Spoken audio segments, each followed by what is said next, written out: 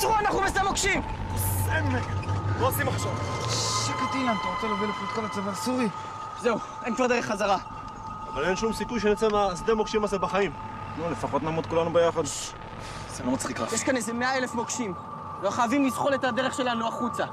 קדימה, להוציא את הכידונים ולעשות מה שלמדנו בתרגולת.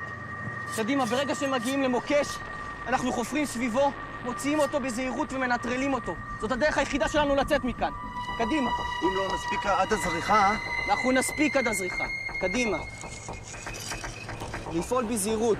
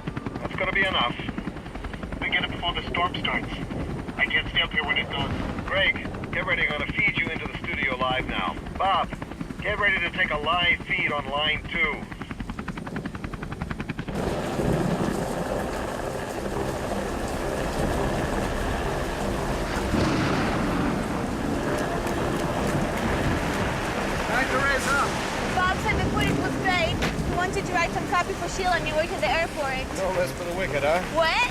Never mind. Tell them I'll do it. You ladies usually know. I'm never late, Teresa. Come on, Michael. Bye, Teresa. Have a nice flight.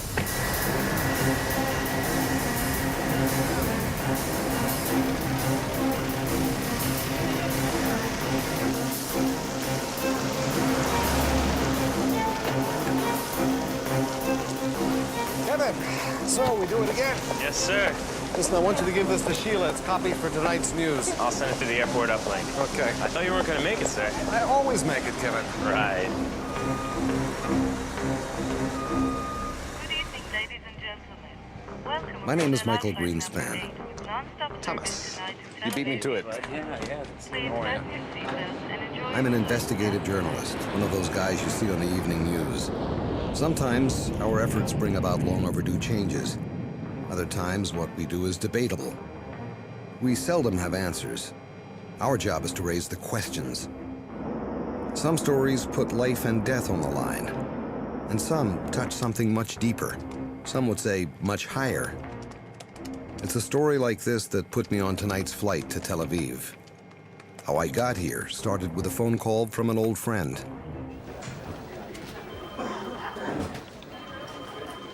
A production company in LA was doing a film about unexplainable phenomena during Israel's wars. Some of the stories were actually being called miracles. Greenspan. They wanted to know if I was interested. I told them I'd think about it. Yeah, I got the package. Personally, I find it hard to believe in miracles, not in the sense of some divine hand intruding in people's lives to achieve some heavenly purpose on earth. Too many horrible things happen to very good people for me to believe that. But clearly, something beyond their understanding has happened to a lot of reasonably intelligent people. But miracles? I don't know about that. Yet I couldn't escape the possibility that this assignment might help me explain how my people managed to survive 2,000 years of exile and then build a nation out of almost nothing. If there are miracles, Israel itself has to be one. Born out of the ashes of the Holocaust, it was just one day old when it was attacked by 12 armies that the world fully expected would annihilate it.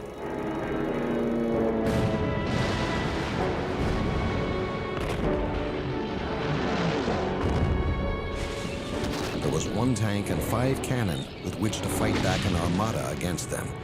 And yet, Israel won. How? Every time Israel has been attacked, Pentagon and Kremlin leaders have declared defeat as inevitable. The military experts at West Point won't study Israel's wars because their outcomes are too impossible. But the anomalies don't stop on the battlefield. How did Hebrew become the only dead language in history to be revived after 2,000 years? Why would millions of people from around the world leave their homes and move to a desert wasteland to build new lives for themselves? How did these people manage to turn a land more than 80% desert into one of the largest food and flour exporters in the world?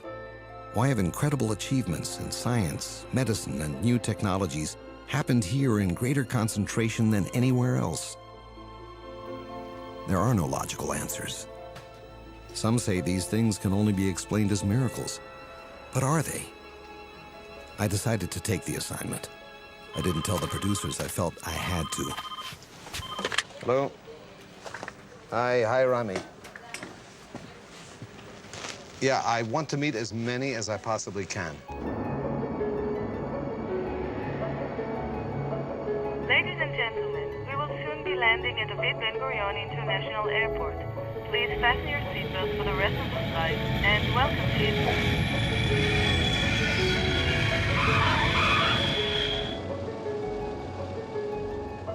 This isn't my first time in Israel. I'm in and out of here a lot, doing news stories for CNN, BBC, and lots of others. I'm certainly not religious, but there's a part of me that feels like I'm home when I'm here. The road from the airport to Jerusalem takes about 30 minutes. But once you reach the old city, it feels like you've been traveling for centuries. Jerusalem is 3,000 years old, holy to Jews, Muslims, and Christians. This is the city of David, where Solomon built the temple, where God said he would forever dwell and watch over his chosen people. Of all the places to look for miracles, it should be here.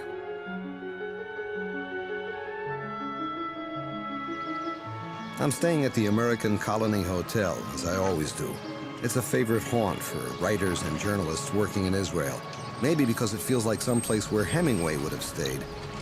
I stay here because there's no other place that makes me feel more like I'm in turn-of-the-century Palestine.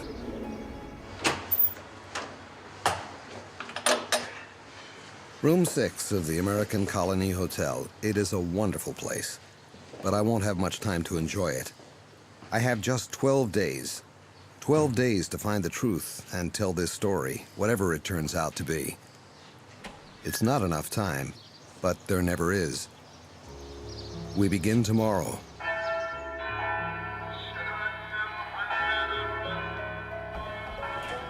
If you believe the Bible, Israel's history is filled with stories of miracles. These are the stories I learned as a boy. The parting of the Red Sea, the sun standing still so Joshua could finish a battle, David killing the giant Goliath. If these stories are more than fables, then it wouldn't be inconceivable that they still happen.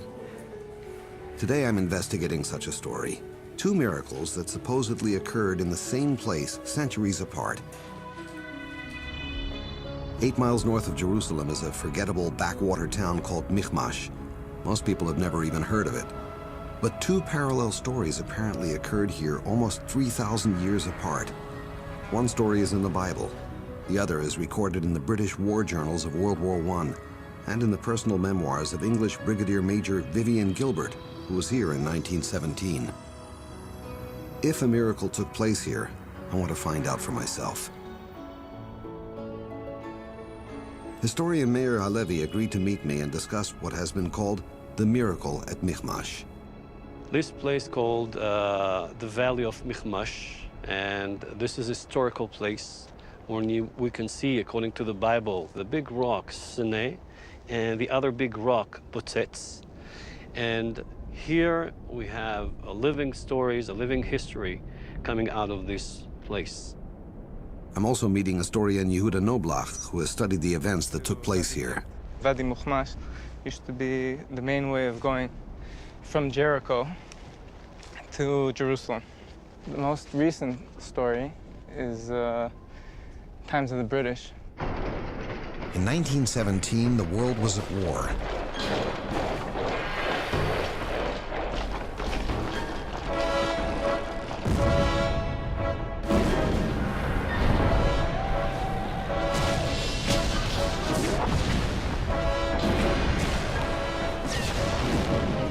Turkey's decision to join Germany against England and France would spell the end of the Ottoman Empire.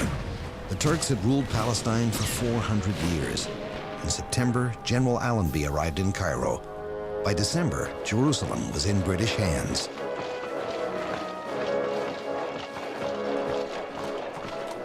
On December 9th, Allenby approached Jerusalem's Jaffa Gate, then dismounted his horse and walked into the city on foot, declaring, "I come not as a conqueror, but as a pilgrim."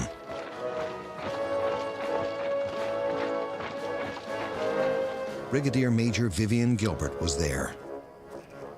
People tell me soldiers have no souls. I refuse to believe it.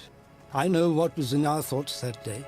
We experienced the thrill of those that make history. We were proud that Jerusalem, after languishing for over 400 years, should be free at last, and that the prize for which we had undergone so many months of weary fighting should be ours. But above all, we had a great and abiding faith in God, whose mercy had granted us the victory.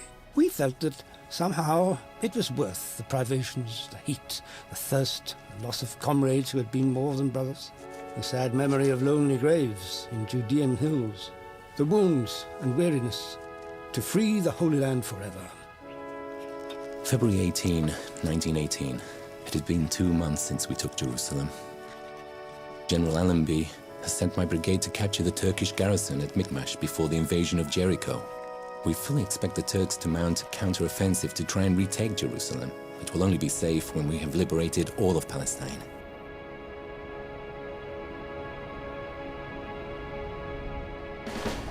We arrived in Michmash Valley yesterday. I'm certain the Turks don't expect an attack. We appear to have arrived undetected. Our general has planned an all-out frontal assault for tomorrow. Artillery, infantry, cavalry. I fear his plan will be costly in lives lost.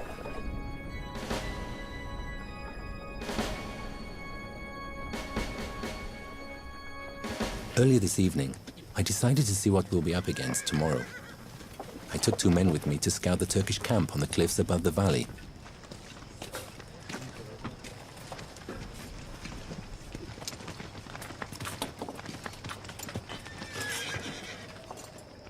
The cliffs above Michmash Valley create a formidable fortress.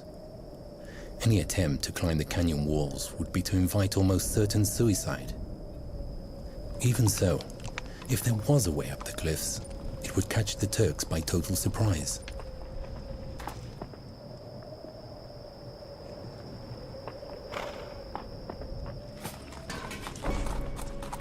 The Turkish garrison is enormous, perhaps several thousand strong. An attack from any side but the steep canyon would be in full sight of the enemy for a great distance. A surprise attack would be impossible unless it was from the canyon itself. With the Turks distracted by an advanced assault on the cliffs, our cavalry could then charge from the plain unnoticed till they were almost upon them. But without any way to get up the steep cliffs, such a plan is impossible.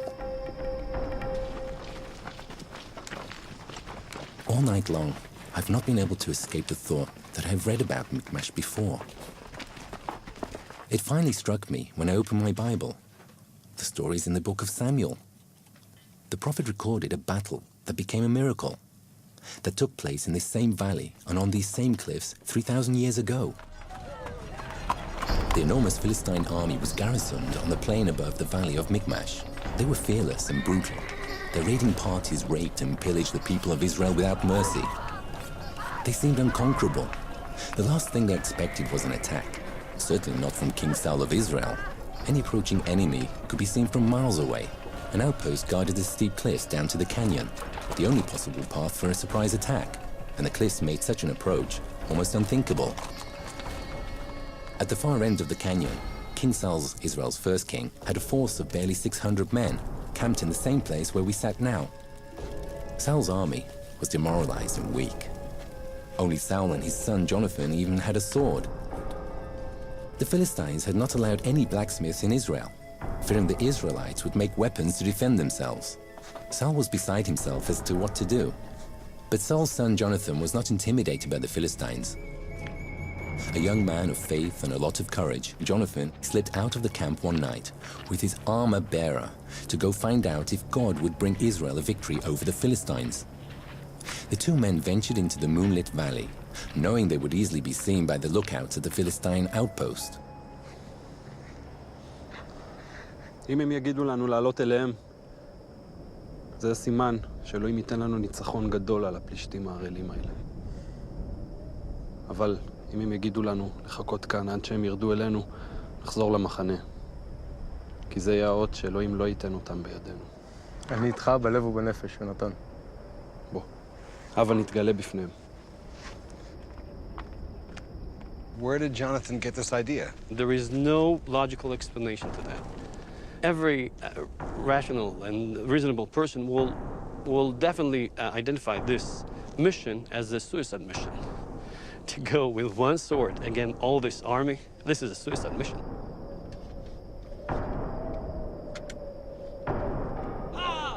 هم الخنازير، هم الكلاب، صرخت لهم، صرخت لهم. تعالوا هنيا، الموتي، ادخلوا من الميتين، عندنا تعال تعال هنيا. صرخت لهم قتل الكلاب، ها هما. صرخت لهم. اخرجوا، كنتم رجال، تعالوا إليهم. انظروا، تعالوا.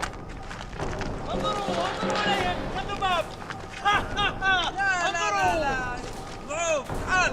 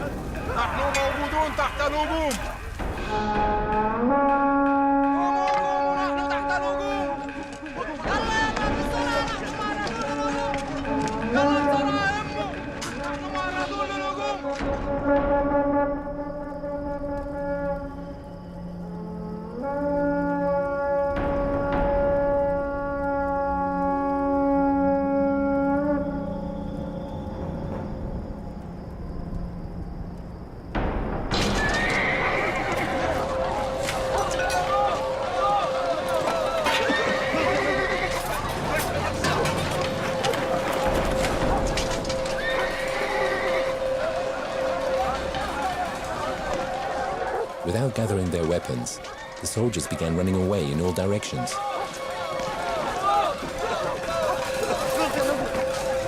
When Saul's lookouts saw what was happening, they ran to the king and reported what they saw.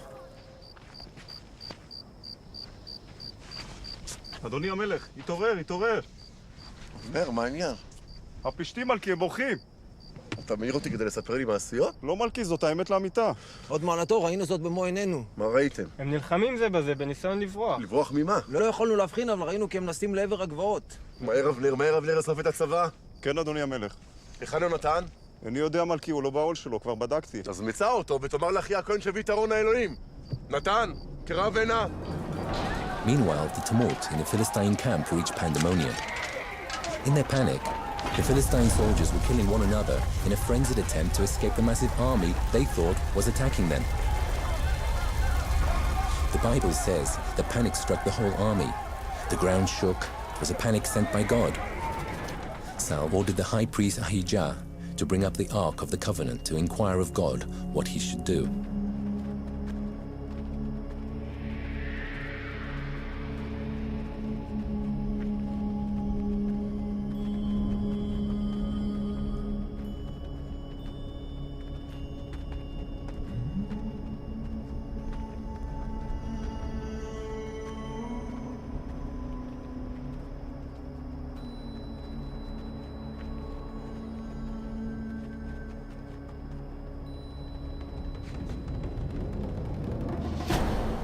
Saul and his men set out to attack the Philistines.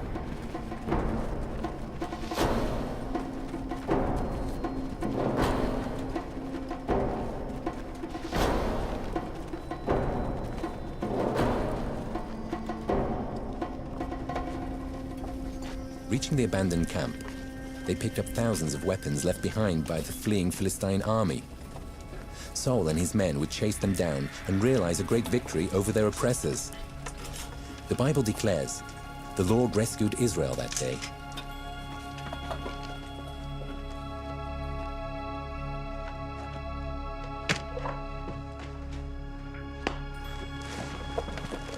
We had found Jonathan's secret, the pass he had used to climb the steep cliff.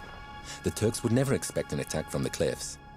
A 3,000-year-old Bible story held the key to our 20th century battle plan.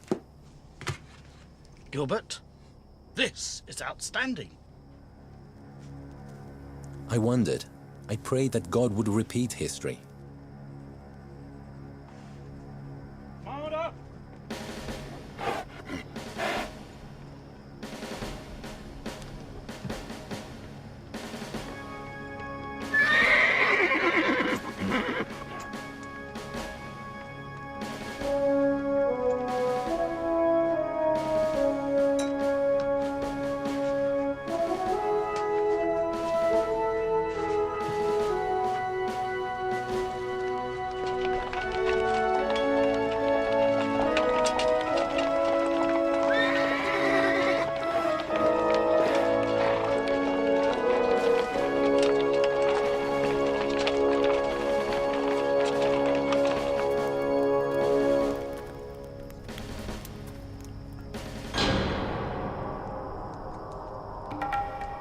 The Turkish army was asleep, unaware of our presence.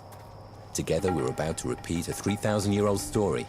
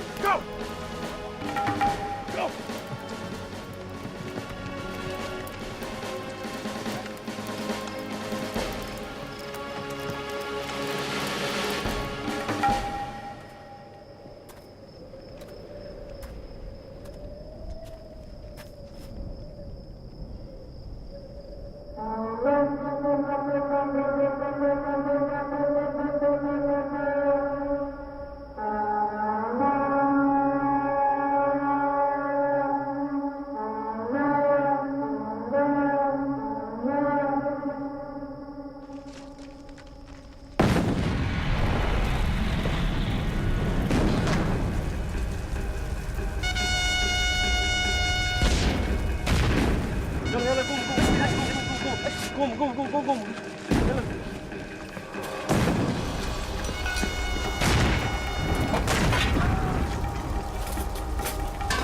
ضع من تحت الهجوم سيدي.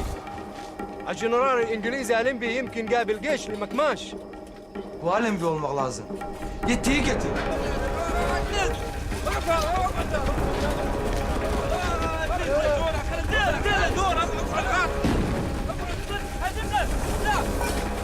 زلمة مش حرير ايش دعوة معك ايش هذا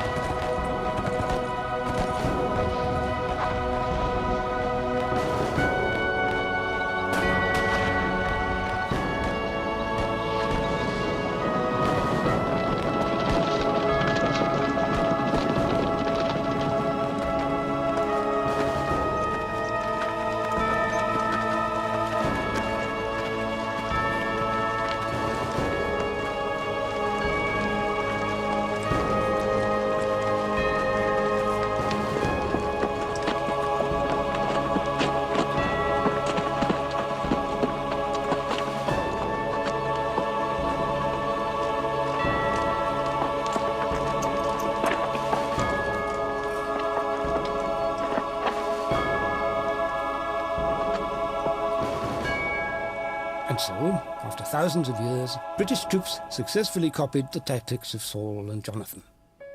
The afternoon before I left Palestine for England, I wanted to be alone. For 4 years, I had been constantly with men I had learned to admire and trust. I had been through the horrors of a great war, but now the country was at peace and the people were free. We had finished our mission. Peace and freedom were in the Holy Land for the first time for 500 years. And it all seemed worthwhile. Is there a miracle in the Vivian Gilbert story? Historian Meir Halevi is convinced there is. Okay, Vivian Gilbert looks in his Bible because this place reminds him of something, and he sees the story of Jonathan against the Philistines and says, ah, this is a very good piece of tactical warfare. I'll try the same tactic and see if it works. No reasonable and rational soldier or major or officer will come against the Turkish Empire that lands on the plateau right here. This is a miracle. You think that God throughout history has been especially kind to the Jewish people in performing miracles? No, he has a redemption, he has a goal to the whole world, and he brings the whole world to this target. And whenever the world does not go to exactly the direction that he wants us to be in, he's just doing a miracle, just, you know, giving us the right direction. When you say the word miracle, what do you mean by that? A miracle is that it is out of any regular probability that you could calculate. This is a miracle.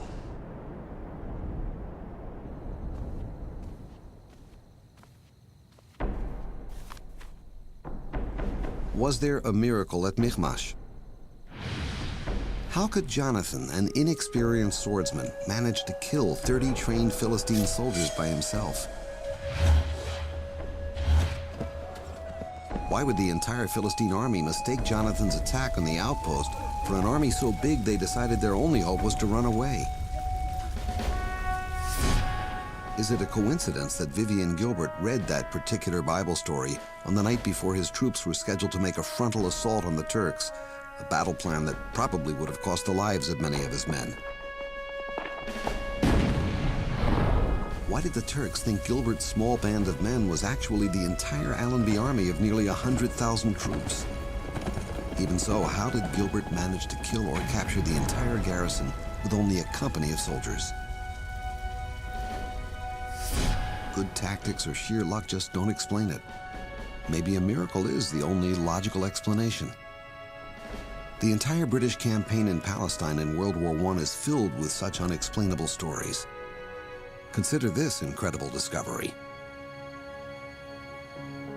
In Vivian Gilbert's journal, he observed that Britain's liberation of Jerusalem had fulfilled an ancient prophecy. 2,000 years ago, the prophet Daniel received a vision that Jerusalem would be delivered from its enemies in 1,335 years. The prophet Haggai later added that the day of blessing would come on the 24th day of the 9th month of the Hebrew calendar. The date foretold by these two prophets was December the 9th, 1917. The very day the mayor of Jerusalem handed over the keys of the city to the British Army. Historian Yehuda Noblach put it this way: God makes history, makes the future too.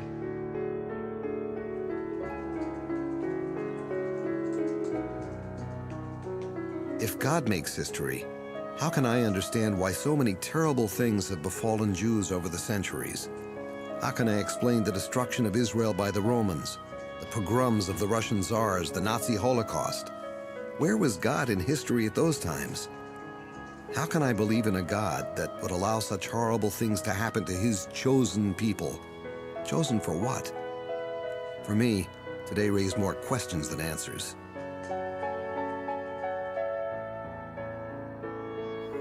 And some days my search for miracles in Israel feels more like a search for truth itself. What one man sees as just great luck, another man sees as nothing short of a miracle from God. Who's right? But some stories step outside the realm of good luck. You either have to believe or you don't. There's no middle ground. I'm meeting a former army commander in Jerusalem today with such a story from the Six-Day War in 1967.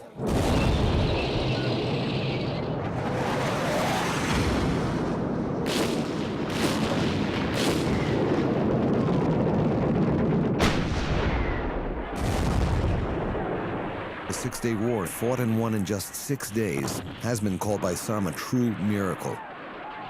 At the same time, others insist it was a consummate demonstration of planning, preparation, and battlefield courage.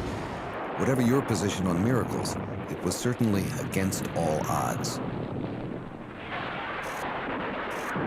For many, the Six-Day War in 1967 ultimately came down to the battle for Jerusalem. It is the most sacred place in Jewish history. The fight for its control was desperate and difficult. Yoram Zamush was a young paratrooper assigned to the capture of the Temple Mount. I met him in front of the western wall of the temple. Yoram, when you first heard that your unit was going to have the mission of breaking through into the old city of Jerusalem, how did you feel? Myself, maybe more than others, had a sense of longing for this city. To think we were about to finally fight in Jerusalem to liberate it. Remembering our parents, grandparents back in Auschwitz, this was the climax of their wishes. When we spoke among ourselves, we felt we were touching and even making history. It was not a very easy thing to get into the old city, was it? The Jordanians were waiting for us. We killed 80 of them during that first battle the night before we arrived ourselves inside the old city.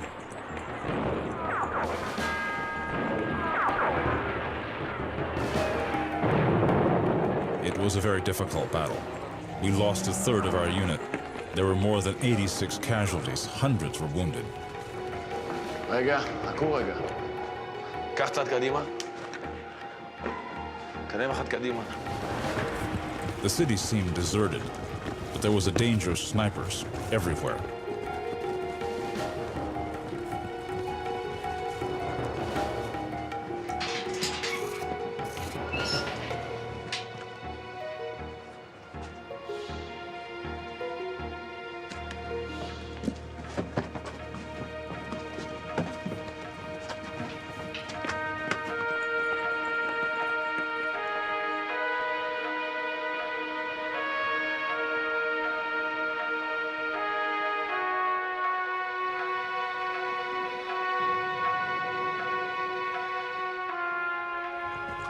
The way to the Wailing Wall was through the green door, which we found locked.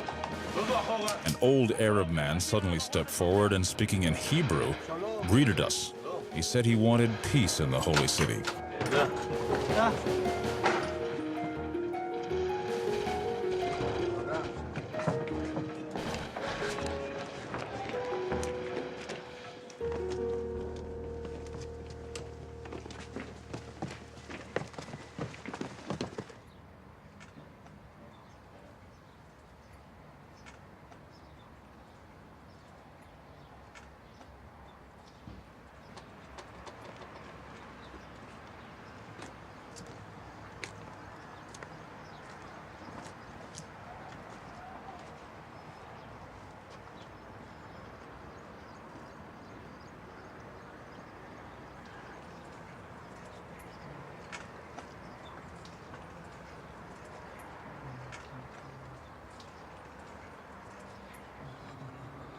For several minutes, we were at the wall's courtyard, just a handful of us soldiers.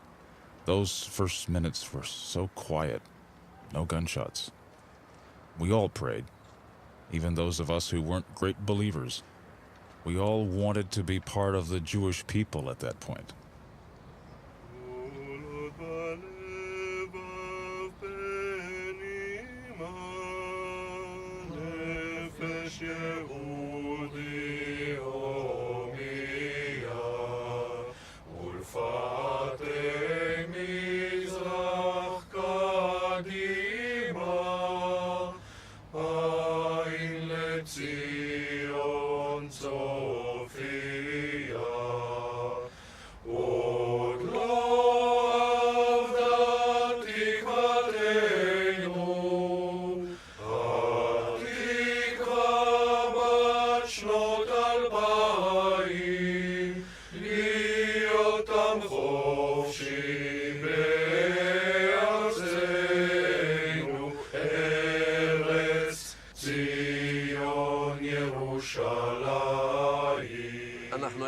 We were the messengers of the entire Jewish people throughout all generations. We haven't arrived at this point by accident.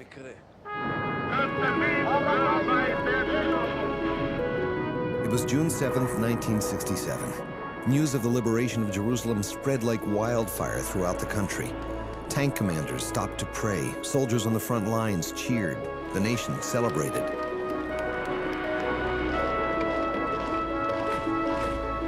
Around the world, faithful Jews and Christians alike wept for joy at the news that 200 centuries of prayer had finally been answered.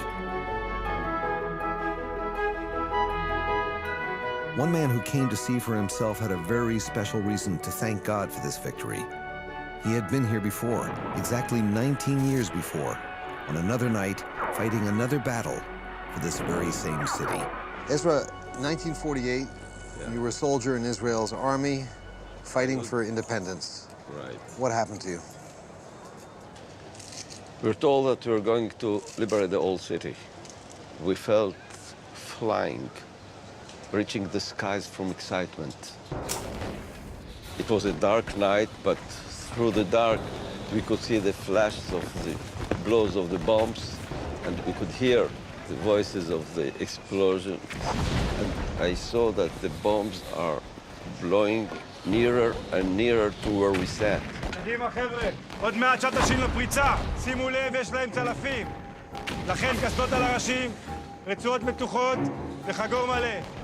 במצב קריאה, תבדקו שוב את הציוד שלכם, כי אם אחד מכם ילך לאיבוד, הוא עוד יודע לי על כך.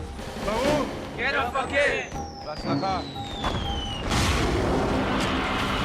קדימה חבר'ה, לקום לעמדות. כולם בסדר. I felt a strong hit on my head, push in my head, and the stream of blood flooded from the depths of my head. מישהו נפצע? שימו לב, לכו לאחור. תבדקו מי פצוע. כולם בסדר כאן? אתה בסדר? לפחות אני פצוע. מי פצוע? And all that time, I understood my right eye has been blinded.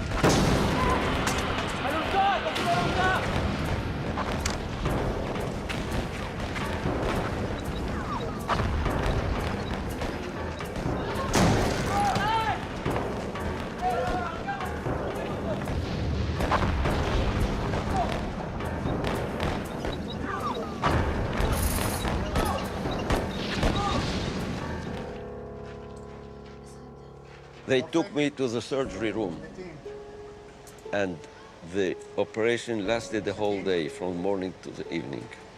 And they made big holes in my skull to clean it from all kind of broken bones. And later on, I found that it was not only bones. They had to take parts of the broken brain.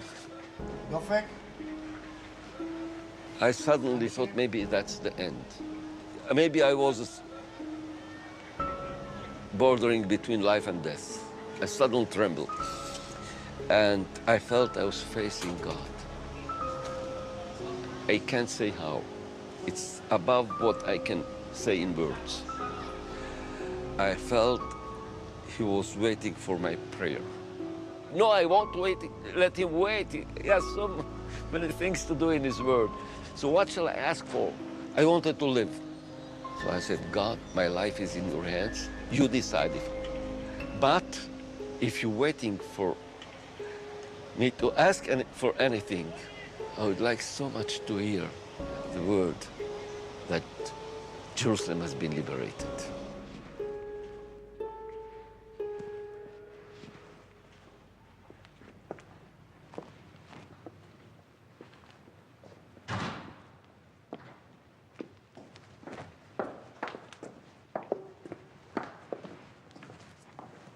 שמעת את החדשות? בדיוק כשהחיילים שלנו עמדו לשחרר את העיר העתיקה, הכריזו על הפסקת אש.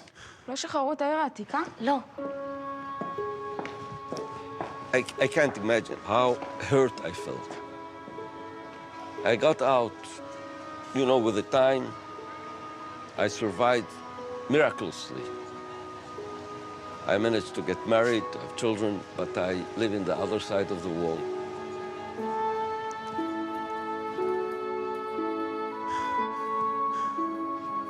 Just as Solomon asked God not to bless himself, but for wisdom to benefit his people, Ezra's prayer was for Jerusalem.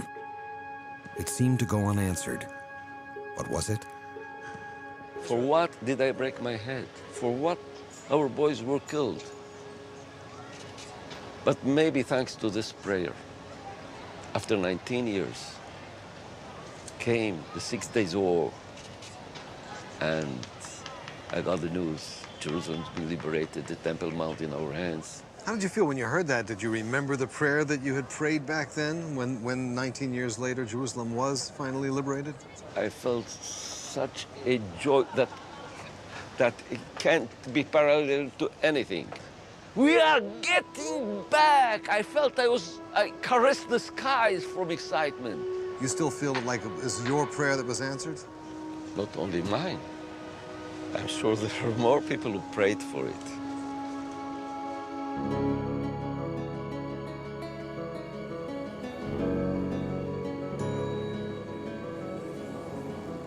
I'm meeting two veterans of Israel's wars. Later, I'll be visiting with Avigdor Kahalani, almost a legend in Israeli military history, a highly decorated war hero in 67 and 73.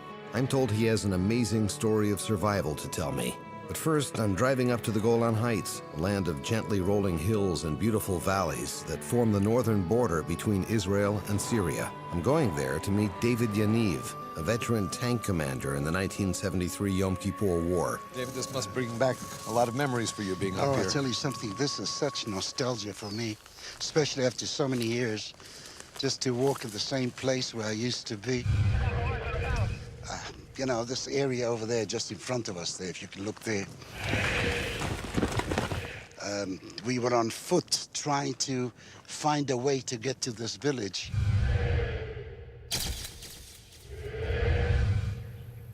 David Yaniv was a young tank commander during the Yom Kippur War.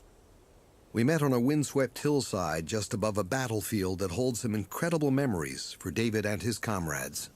So what do you do in a situation like that? You get on your knees very quickly. יש כאן איזה 100,000 מוקשים. אנחנו חייבים לזחול את הדרך שלנו החוצה. You take out your bayonet and you start finding mines. This was a life-threatening situation. In other words, if you went forward, it was dangerous. What about just retreating? Whichever way, whether it's to the left, to the right, backwards or forwards, I mean, it's a minefield. We did the best we could. And we dug ourselves, we managed to expose a few and dismantle them. And it was a very slow process. But at this particular point, a very, very strong gust of wind came. Something which we could not explain at all. I mean, it was so strong that we literally felt that we were flying away. That's how strong it was. And mines that were buried 25, 30 centimeters in the ground just exposed themselves. And we didn't have to dig them out. We were just walking through them.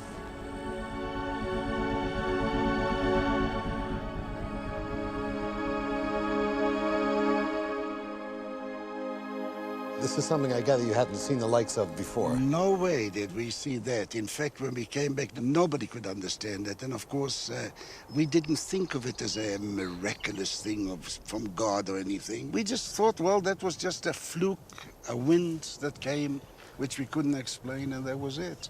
Well, when did the thought first hit you that it might have been an act of God? When we came back and we're alive, when we really touched ourselves and thought, well, we're alive. A wind like this didn't happen before. It didn't happen afterwards. The minute these mines were exposed, that was it. There was no more wind. It was like the calm after the storm. What's the food for thought I need to take with me in order to get it the way you think it is? Just believe that it could happen. Just believe.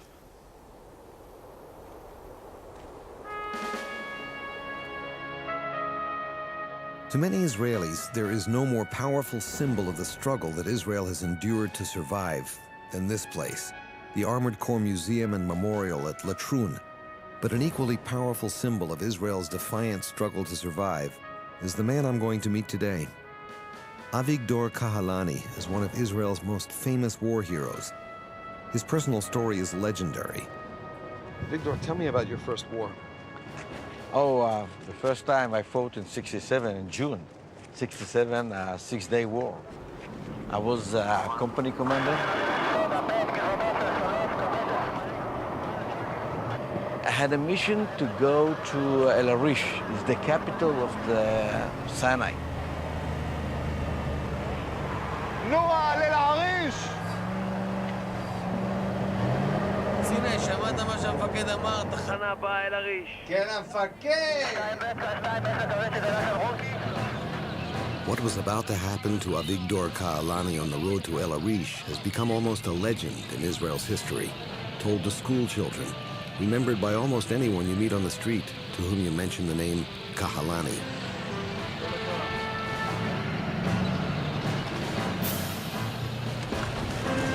עצור! נהג עצור! נהג עצור! חדל אש! חדל אש! חדל אש! ישראלים. עצור! יש טנקים מצריים בכיוון הזה! תודה, ביי. דבו! אוקיי, רפי, שמעת מה הוא אמר? נא להתקדם פול גז.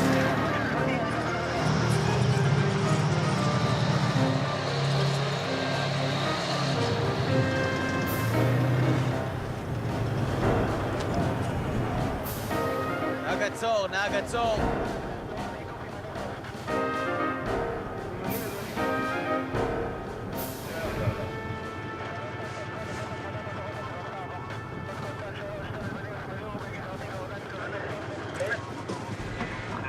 רפי התחבס טנקים מצרים בכוונת.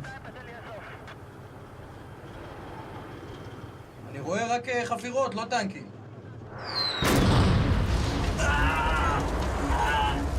נפגענו! נפגענו! נתת החוצה!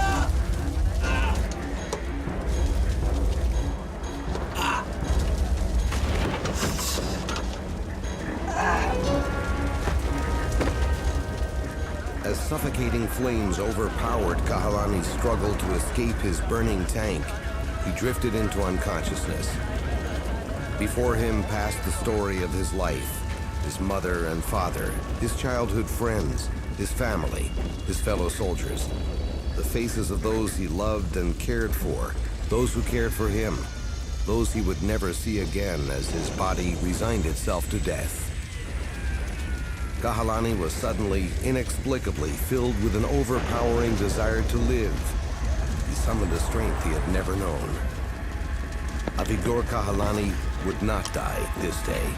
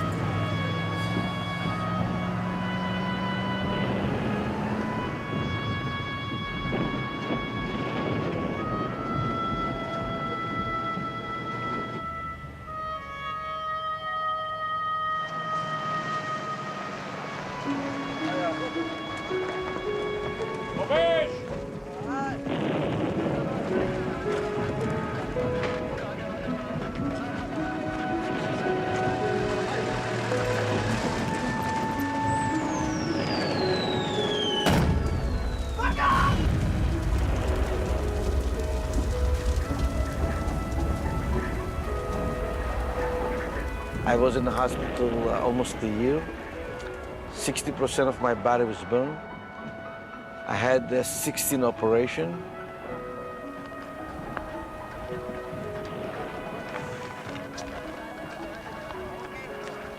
After a year, I was allowed to go to the army, but they wanted to put me in the office.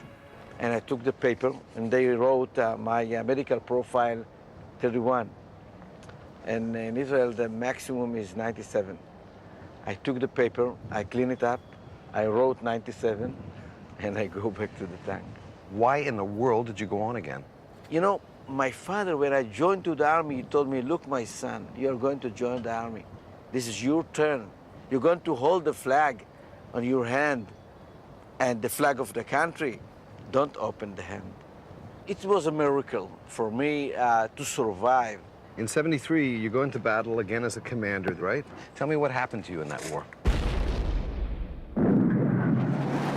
It was hard combat in the Golan Heights.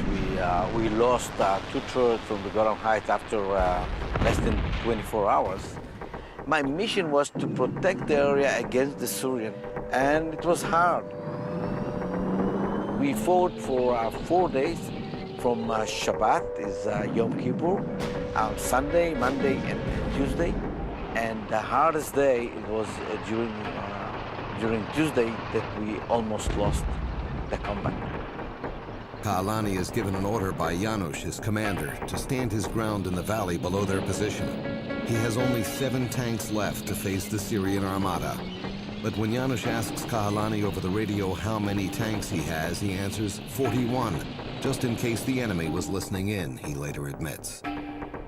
What happened to you that day? Usually when you shoot with tanks, it's a range 2 miles. I had situation that I found 4 tanks in the front of me, 25 meters, and I was alone.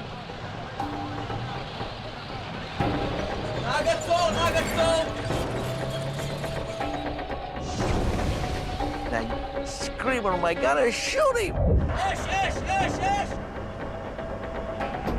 And he didn't know what to do. It was so close to him.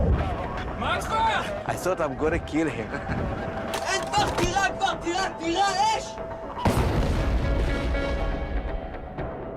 I moved to another tank, and my loader put another shell, and he shot again. And when I put the main gun to the third one, I saw main gun of the Syrian tank look straight to my face. He's ready to shoot. And my gunner was screaming and yelling.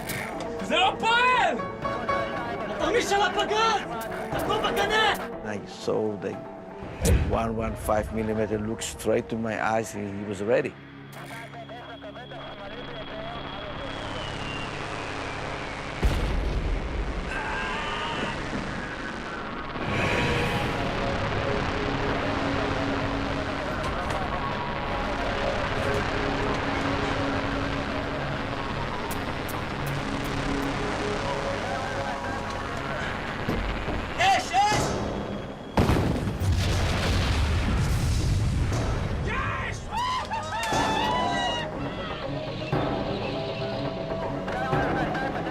אחד, הנה עוד אחד!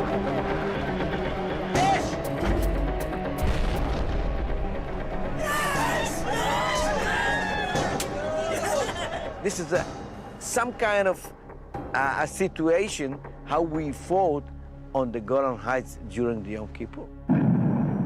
The battle for the Golan will ultimately come down to this final confrontation at a hilltop called Little Hermon, and the valley below it that will be known forever after as the Vale of Tears. If the Syrians make it past this point, nothing will stop them from storming across the Galilee, destroying Tiberias, Haifa, and ultimately Tel Aviv. Kahalani's remaining tanks have all taken Syrian hits. Many have lost commanders or whole crews. Command discipline is low. Morale is failing. Defeat is in the air. Kahalani gives an order to his tank commanders to move forward. No one moves. He tries cajoling them, even starting forward himself. No other tank follows. Kahalani had faced death in 1967 and survived, just as David had once faced down a bear and a lion that attacked his sheep. Both young men refused to bow to fear. David stepped up to face Goliath. Kahalani ordered his tank to move forward. David had declared, "I come not with sword and shield, but in the name of the God of Israel." He carried only 5 stones into battle with his giant. Kahalani moves forward with only 7 tanks to face the massive Syrian armada. Kahalani's crippled tanks storm the hill before them, looking down at the once green valley, now blackened with the smoldering remains of hundreds of burning Syrian and Israeli tanks from 3 days of fierce fighting. Moving among them, hundreds of Syrian tanks continue their relentless advance. Kahalani orders his tanks to begin a barrage of gunfire on the advancing armada below, not expecting to stop them, but at least hoping to slow their advance long enough for reinforcements to arrive. Reinforcements don't come, but suddenly, to his amazement and without explanation, the Syrians seem struck with fear. The enemy armada begins retreating. Syrian soldiers begin running from the battlefield in all directions. While Kahalani and his fellow soldiers are holding back the Syrian advance, they have no idea that they're part of another chain of events unfolding thousands of miles away from the battlefield, that many say is the real miracle story of this war. U.S. Secretary of State Henry Kissinger, in turning down Golda Meir's request for arms to defend her country, is reported to have said, "Let the Israelis bleed a little." Golda Meir is desperate. Without help, Israel will not survive many more days of the pounding assault from all sides, despite all the Kahalanis and those like him who are bravely defending their homeland and sacrificing their lives on all the front lines. And so she picks up the phone and calls the private line of U.S. President Richard Nixon. It is 3 o'clock in the morning. Television film producer and documentarian Bill McKay's investigation of the American role in the Yom Kippur War describes what happened when President Nixon took Golda Meir's call in the middle of the night. Mr. President, if you don't help us, the Jewish people will never survive. He said something interesting, if not strange. He said, "You know, I could almost hear my mother's voice. She would tell me stories and read to me from the Old Testament, the heroes of the Bible. And one afternoon she said, 'Richard, someday you're going to be in a position where you can help save the Jewish people. And when that day comes, you must do everything in your power.'" And he said at that moment, I realized, maybe for the first time in my presidency, why I had become president of the United States. It was the largest airlift of armaments since World War II. The president kept his word. Everything Golda asked for, she got. Every weapon, every vehicle, every piece of equipment, and all the ammunition to operate them. A virtual arsenal airlifted overnight to Israel's front lines. Many military experts credit that decision, that request, at that moment, as the essential element that saved Israel from destruction. In another striking parallel to David in the Bible, Richard Nixon turned aside the Goliath of indifference to Israel in his government, faced down a powerful Secretary of State who would turn against him, and accepted the threat to his own presidency to save Israel in its hour of need. Before it was over, the Yom Kippur War demonstrated one of the most incredible turnaround victories ever recorded in military history. For his bravery and valor in the Vale of Tears, Avigdor Kahalani was dubbed a hero of Israel and received the nation's highest accolade for courage in the defense of his country. He would only say that his men fought well and that it was a miracle that saved Israel that day.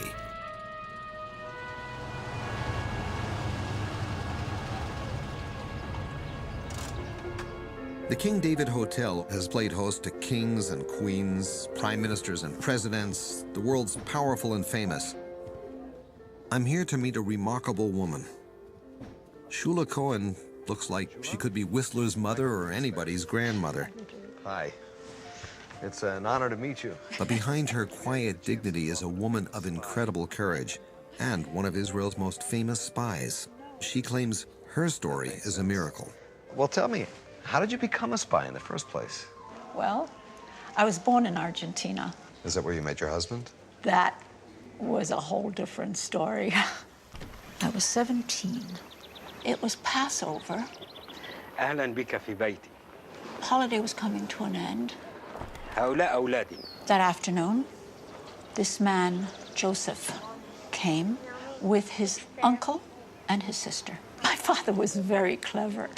He had all my sisters and my brothers and me come and sit and meet these people. بنت شولا.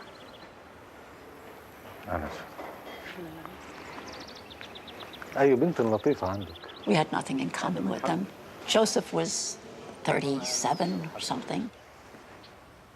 The next day, my father says to me, Joseph would like to go to the YMCA. Go take him there. Well, I didn't think anything of that.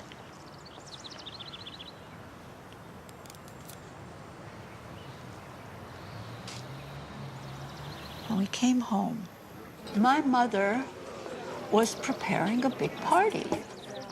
And I saw my aunt, my friends, were all there. בסדר, ברוך הבא, שלום. אוי, שולה. מה קורה עם הנשים האלה? מזל טוב, ברכותיי, יקירתי. על מה מזל טוב?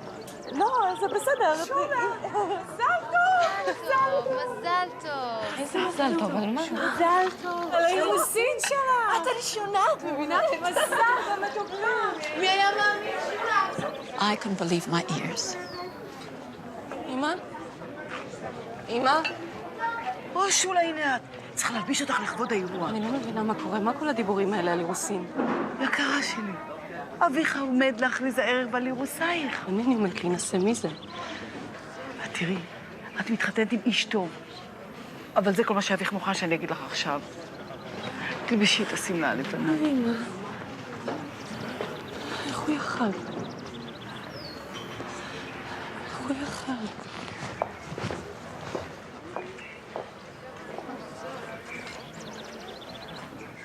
He had broken the Jewish law by not asking me first.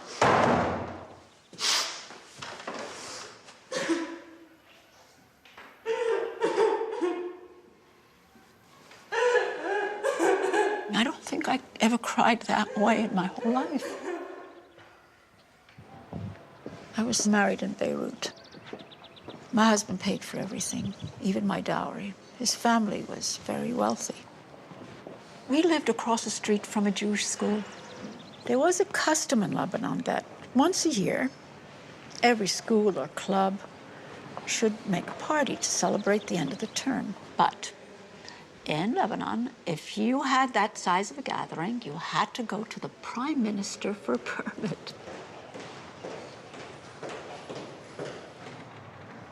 I don't know why, but when I saw him, I felt as though I was looking at my father. He was such a lovely man and warm. Monsieur le Président, je suis Shula Cohen, je suis juive et mariée. Je suis ici pour le compte de l'école juive, afin d'obtenir une permission pour la fête de fin d'année de celle-ci. Les responsables de l'école pensent que vous n'accorderez pas cette autorisation. Mais je leur ai dit que vous êtes un homme honorable. Que je vous viendrai vous la demandant. C'est pour cela que je suis ici. Quelle est votre réponse, monsieur? Écoutez, madame, ce n'est pas la première fois que l'école obtient la réponse. Chaque année, vous venez ici. Chaque année, vous l'obtenez. Tout ira bien. Nous ferons pour vous comme chaque année. Merci beaucoup, Monsieur le Président. Je ne vous prendrai pas plus de votre temps. Madame Cohen? Oui, Monsieur le Président. Votre autorisation sera prête dans 2 jours. Cela fera une différence pour vous de ne pas revenir me voir dans mon bureau? Non, absolument pas, avec plaisir. Et donc, vous viendrez me voir chez moi? Disons 2 heures? Oui, pourquoi pas. Merci. Eh, pourquoi pas? In the car going home, I told myself, why did you tell him you're going to his house? I don't know if he's married, not married, what kind of a man he is. When I went back to get the papers, the Prime Minister wanted me to meet his family. Shula, ahlan bik fi bayti. We took tea, and I met his wife and his daughters. His youngest was maybe 2 years older than me. We became best friends. The Prime Minister once said to me, once I had 3 daughters. Now I have 4, and my table is complete. Well, I came to know all the leaders in Lebanon and Syria, too, and they all knew me. But you hadn't started spying yet, had you? That started in 1947. Israel wasn't yet born, and already there was talk about a war if they declared a state.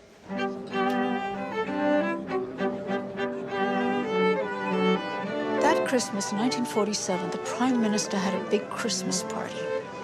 It was something he did every year. The who's who of Lebanon and Syria were there. Prime Minister's wife and daughters were there. And of course, there was Shula. The one Jew among all those Arabs.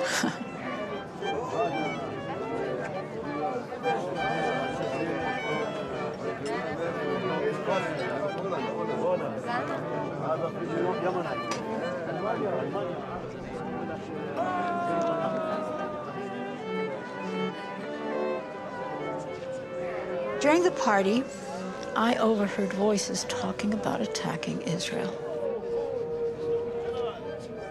They were the top generals from Lebanon and Syria, and they were preparing 2 attacks on the Jews in Palestine. It wasn't Israel yet. I heard when, how, every detail. I began to tremble. Inside, I was praying. God, what if I am hearing is going to happen?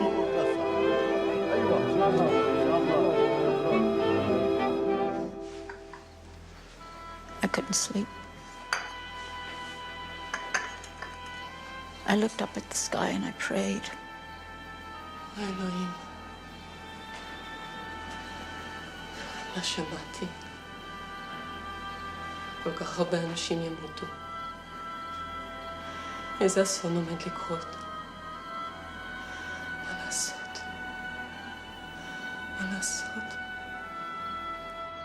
The next morning, I saw myself still doing nothing.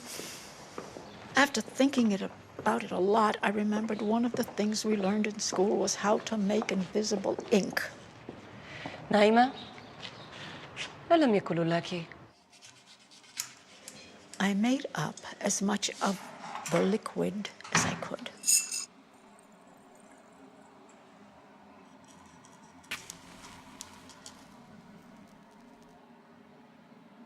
It worked. I had not forgotten. So I wrote a letter in English as if to my cousin. And then, with the invisible ink, I wrote the details of what I had heard the general say. I addressed the letter to Jerusalem. That's all I wrote on the envelope. But what to do with the letter, I didn't know. I decided to go to my husband in his shop. But in those days, a married woman did not do such a thing.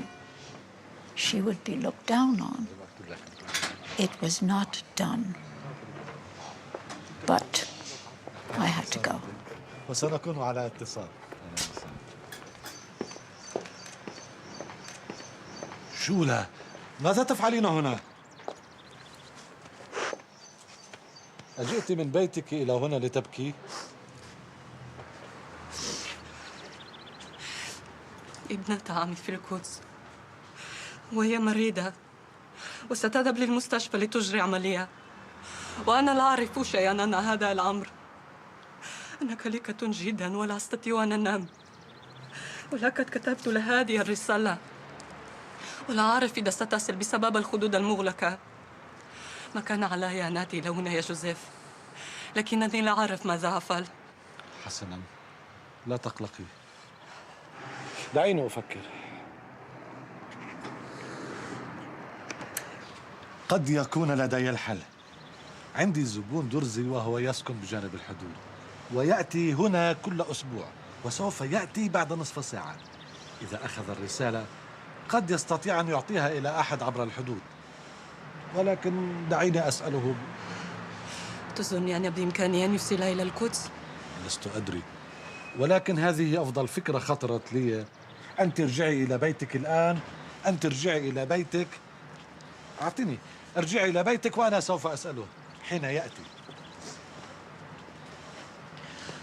ولكنك قلت أنه سيأتي بعد نصف ساعة. نعم، هذا ما قاله. إذن سوف أنتظره. شولا، دعي الأمر لي يا شولا وارجعي إلى بيتك. لن أرتاح حتى أعرف إذا أخذ الرسالة أم لم يأخذها. ها هو هنا. أنت محظوظة يا شولا. أهلا سيد عمر. أهلا سيد عمر.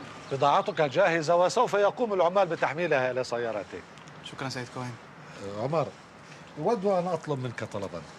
Now, mind you, he hadn't even looked at the envelope to see it was addressed to Jerusalem. But he turned to me and said, لكن يوجد عندي صديقان اثنان جنديان في الهجنة. يأتي واحد منهما كل ليلة إلي في المحل.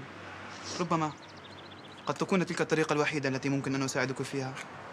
إذا كان هذا كل ما تستطيع أن تفعله سيكون كافياً. أعطي الرسالة. طاب يومك سيدة كوين. شكراً. The Druze man had no idea that this is exactly what I wanted. A few days later, it was after Christmas. It was raining very hard.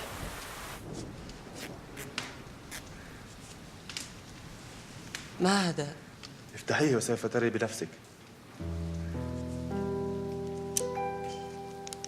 It read something to the effect. Thank you very much. We would like to know you and talk to you.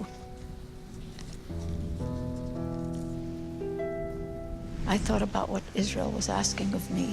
She does not know me. If she asked me, she must not have anyone else to turn to. So I decided I was going to try. I told my husband I was going to see a friend, and I went with the Arab man to meet the Israelis. This is the way it all began. This is the way I became a spy. And you managed to keep all this from your husband? When I started smuggling Jews out of Lebanon, I turned to him for help. I just needed money, and he gave it to me. He didn't know about the political information I was giving to Israel. But eventually, everything was in the newspapers. The spy, they called me. How did you get caught?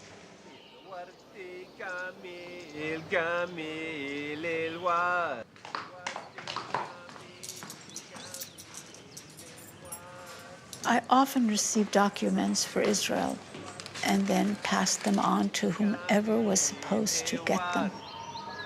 Yasmin, Yasmin,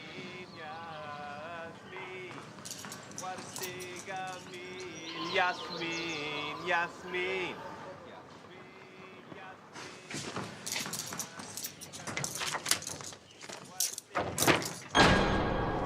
يا الرسالة الملعونة.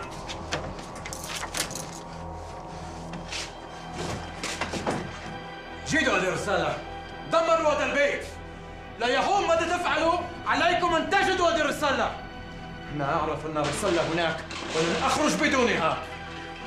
Under my breath, I told God, please, Israel does not need you now. I need you today. 6 children are going to be orphans. Please, God, save me from that hand. هل رأيت تضع رسالة هناك؟ نعم سيدي. إذا ارمي كل شيء للأرض وجد الرسالة.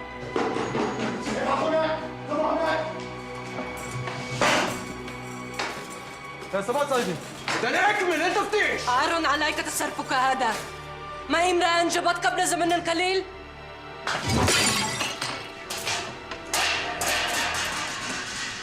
لا تقلقي، سوف نجدها يا خاهنة. ستأتي معي للكسر. أنا أعرف حقوقي. أين الشرطة اللبنانية؟ أنتم لستم القانون هنا. يجب أن ألبس قبل ذلك وأرضي مولودي. انتظر هناك ولا تدع تغرب عن عينيك.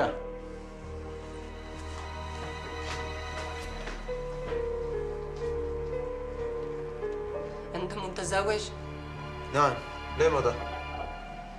أنت أكيد لا رفلش. أنا لازم أسكر الباب الوقت اللي أنا بلبس. دقيقة واحدة.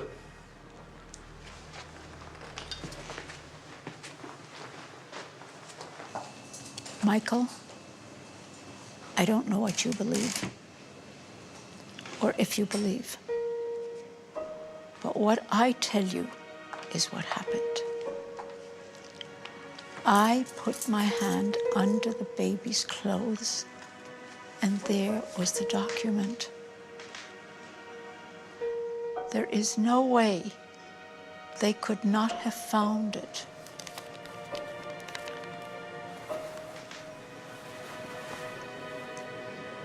That was the miracle. That was really the miracle. When they took you down to the police station, what happened? Oh, they interrogated me till 3 in the morning that first day. نحن نعلم بأنك تعملين السلاح الإسرائيليون سنوات. من شخص الاتصال سيدة كوهن؟ لا أعرف ماذا تقول.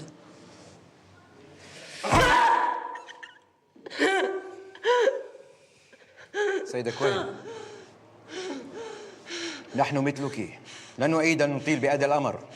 فاكت كل لنا من أعطاك الرسالة. لا أعرف الرسالة.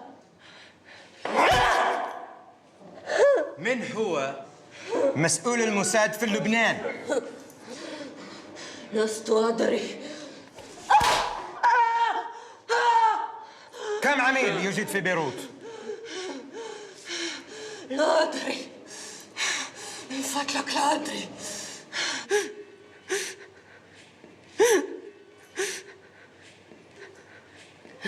أنا مسؤول في الحكومة. من فضلك لا أعرف. من فضلك لا أعرف.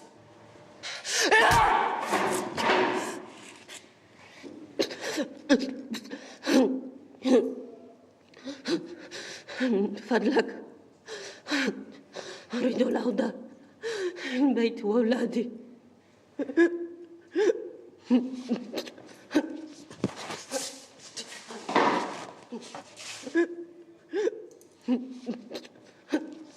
سيدة كوهن، لا تصعبي علي. قولي لنا ما نريد وعود إلى البيت. فضلك لا أدري ما تقول.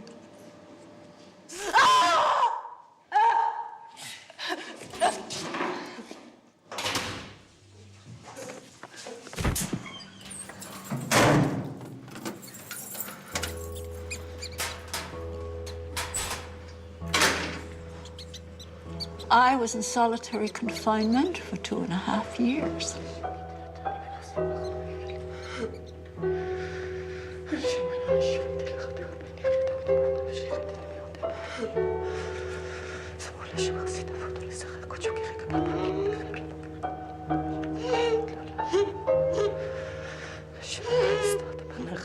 Every few days, they would interrogate me again, trying to break me down. But they couldn't. All the Arab countries wanted my death. No attorney in Lebanon would defend me because their career would be destroyed if they did.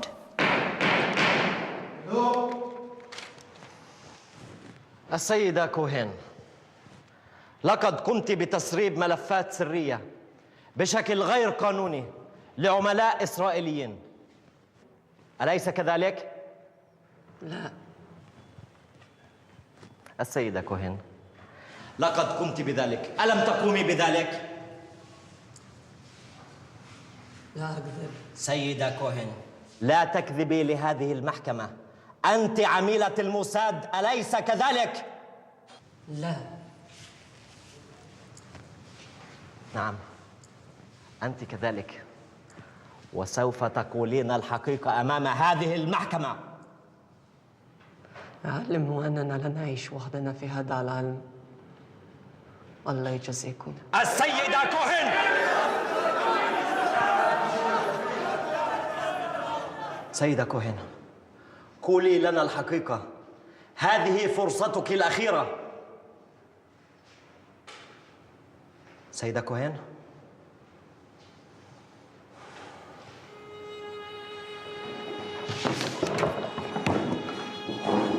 لا. لا. لا.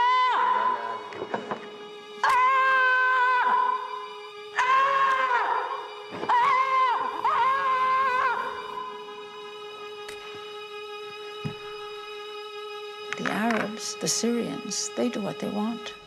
Afterwards, they took the nails out from my feet. After a while, I was like a mental patient coming to the trial. I wasn't allowed to eat or drink or have anything from home. Finally, when they saw they could get nothing out of me, the prosecutor had my legs tied tight and my arms tied, and they hung me upside down.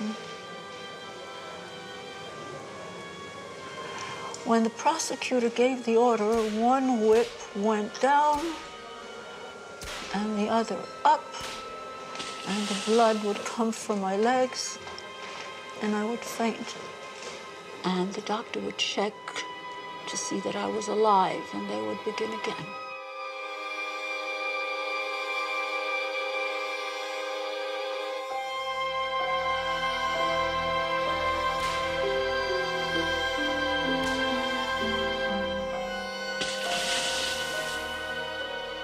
Each time I would pray, God, please help me. Give me the strength to show that we are Jews, not animals. Give me the force to pass this one more trial. After so much, they thought that I would confess, but I didn't. But I was not proud. I was finished. No legs, no hands, no teeth. Other things I cannot dare to speak of that they have done to me. شولا كوهين، لقد ثبت أمام هيئة المحكمة إدانتك بتهمة الخيانة العظمى، وعليه نصدر حكمنا بالإعدام شنقا حتى الموت.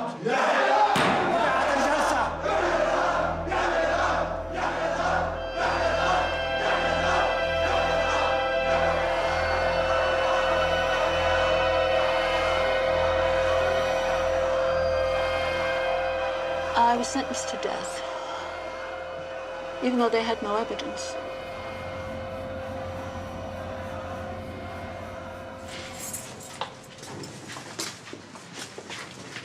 The Syrians wanted to hang me in the city square and let my body rot for 7 days. My husband bribed many officials to get my sentence changed. Well, it was finally changed to life imprisonment and then 20 years. But I have no doubt the Syrians would have had me executed one way or another had it not been for the 6-day war. When the war was over, Lebanon had one of Israel's pilots. When they negotiated for his release, Israel remembered Shula Cohen. The two of us were exchanged for not 496 Lebanese and Syrian prisoners of war.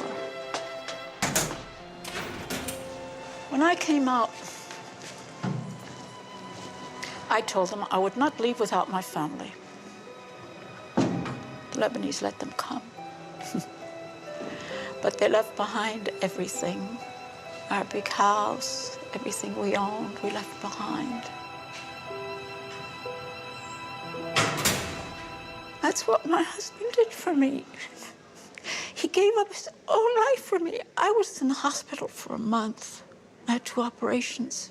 I finally started to be human again. Joseph died in 1995. My children have all grown and done well, but I am alone with my memories and perhaps with the hope that the small things I did saved lives, maybe one, maybe many. Whatever I did was not for Shula Cohen. I did it for Israel, for God. If he is pleased with me, that is enough. It was only faith in God that got me out of the jaws of death. And that was a miracle, a real miracle. I'm honored to have met you. Shula Cohen has been compared to Queen Esther in the Bible. When she could have taken the easy road and done nothing, she risked everything to do what she could for her people. Where is the miracle in the Shula Cohen story? How can you explain a young Jewish wife and mother getting privileged access to the elite inner circles of Lebanese and Syrian leaders? How could a totally untrained Jewish woman in a Muslim country manage to spy for 12 years without getting caught? How did the Syrian Secret Service search the closet where she had just hidden a document seconds before and not find it? How could a woman just recovering from having her 6th child survive 7 years of the most heinous torture and abuse and live to tell about it? Those are miracles, even to me. This is not what I expected. I came here looking for rational, easy answers to the claims of miracles here. Instead, I found credible, real people with experiences they believe were genuine miracles, experiences I can't disprove or explain away by mere logic or reason. But I have come to realize that in the end, it seems to come down to a matter of choice, to believe or not. To summarize all I've seen and heard these past 2 weeks is not easy. So many vivid images and wonderful people I'll never forget. Their lives were changed by what they experienced. My life has been changed in hearing them. A window has been opened on my own soul that I didn't realize was there. My task now, call it my sense of mission, is to tell these people's stories as honestly as they told them to me. We leave in the morning. I'm still not sure how this report will end, or even if I'm capable of drawing any final conclusion on the matter of miracles. But I do have one more place I have to visit tonight.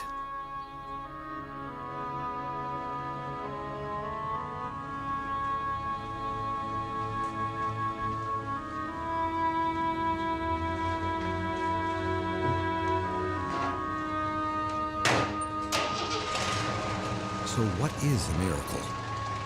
I heard as many answers to that question as the number of people I asked. One of the people I met in Israel observed that most miracles seem to happen in such a way that you can choose to believe or not. The people who told me their stories were convinced that their lives were touched by a miracle at the hour of their greatest need, when they were beyond their own resources, when all the odds were against them, when there was no hope outside of a miracle. Whatever happened, it changed their lives, and they were never the same again. Faith became part of the air they breathe, the way they now see all of life. They seem so sure of who they are and their purpose for living. And that I envy them.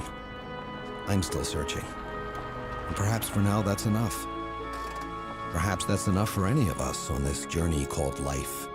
The last person I interviewed smiled when he told me, "Don't worry, Michael, you'll get there." I somehow believe, there's that word again, that if any of us search long enough and honestly enough, we will find the truth. And it will be very personal, and it will be our miracle. Are miracles real? Did they happen to these people I met? Is there a miracle waiting to happen in our lives?